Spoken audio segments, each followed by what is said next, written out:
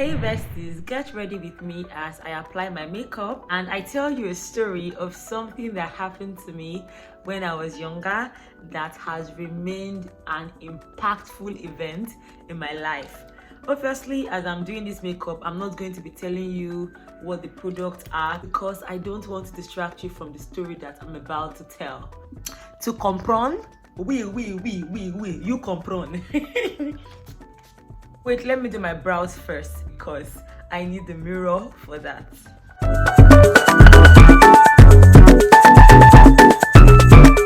This is going to be the simplest makeup in the history of makeup. So back to my story. In my secondary school, they gave us the option of choosing between fine art and commerce class.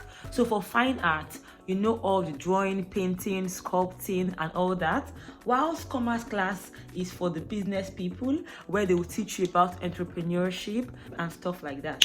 Now, instinctively, I knew that commerce class was where I belonged because I love business, I love making money, and this did not start from today, it started from when I was a child. Not only that, my mom is a business administrator.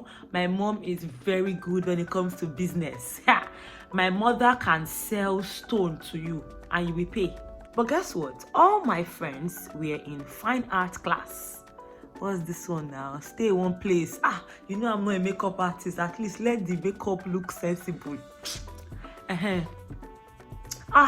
Sorry, the makeup artist said, don't drag, you dab. Sorry, I've been dragging, let me dab. So besties, all my friends were in fine art class, and then as a teenager I wanted to belong. I wanted to be where my friends were, and guess what I did? Yes, I went to fine art class. So I picked fine art in place of commerce. Now something happened one day that I can never forget. We had a fine arts tutorial and we were told to draw a tree trunk. We all drew the tree trunk and my fine arts teacher was inspecting the tree trunk. Tell me why when it reached my turn, as he saw the tree trunk, he was so surprised. Like, he could not believe that someone drew that. He had this shocked look. Like, what the hell is this? Now, in front of the whole class, my teacher said, see what Ada drew. Now, everybody turned to see what Ada drew, and immediately they all saw it. Guess what? They started laughing. That experience is the most embarrassing moment of my life. And even now that I'm an adult, no experience has beat that experience. Jesus. Now, the worst part of this story is, while they were all laughing, guess who was also laughing? My friends. The people that were the reason behind me going to fine arts class were the same people laughing at me for drawing a tree trunk the wrong way. I felt so humiliated and I cried. I remember crying a lot, and I just told myself that this would never happen. I would never be humiliated like this again. I left the fine art class. I did not look back at all. I went to meet the commerce teacher and I told him I want to go back to commerce class. And he was surprised because that time was 2 weeks to commerce test and it was too late for anyone to switch classes. But I told him, see, I cannot cope. And with that, I reached out to one of the commerce students. I collected her notes. I copied the notes. I read 2 weeks to commerce test. Now, where this story gets interesting is that commerce test results came out. And tell me how come I got 98%. 98. Secondary school I went to was an extremely strict secondary school. I dare say they were even very stingy with marks. So imagine me seeing 90 something. Before then, I did not even know what it felt like to have 90 something percent. It greatly shocked even my commerce teacher because he did not see anything like that coming. Now, guess who ended up not only being the best commerce student upon graduation, but being the commerce student with the highest grade ever. It was after graduation that my commerce teacher was telling me that normally he's the only one that marks the script.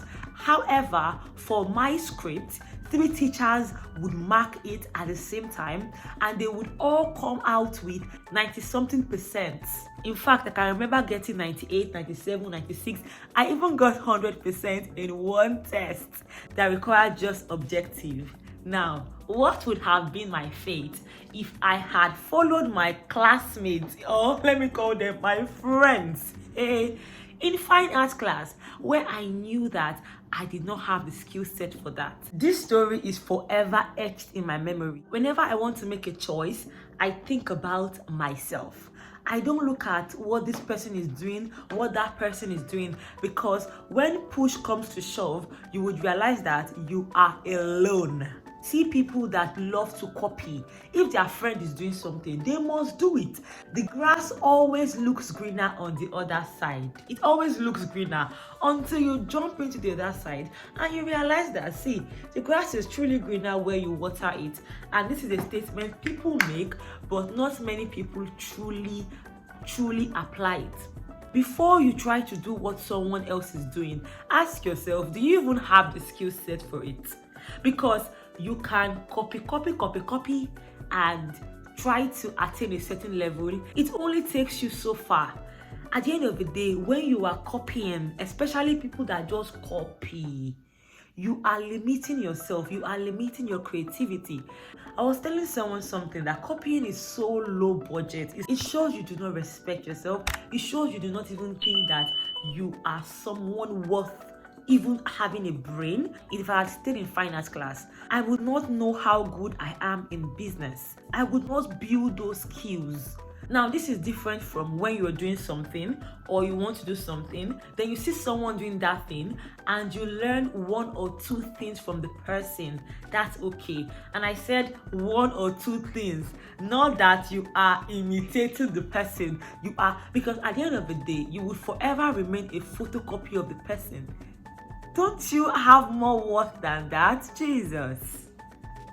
Even right now, for Big Ada, if she ever gets in a situation where she feels the need to follow her friends to do what they are doing, she asks herself, see, is it what you truly want to do? Or is this something you're doing because so and so is doing the same?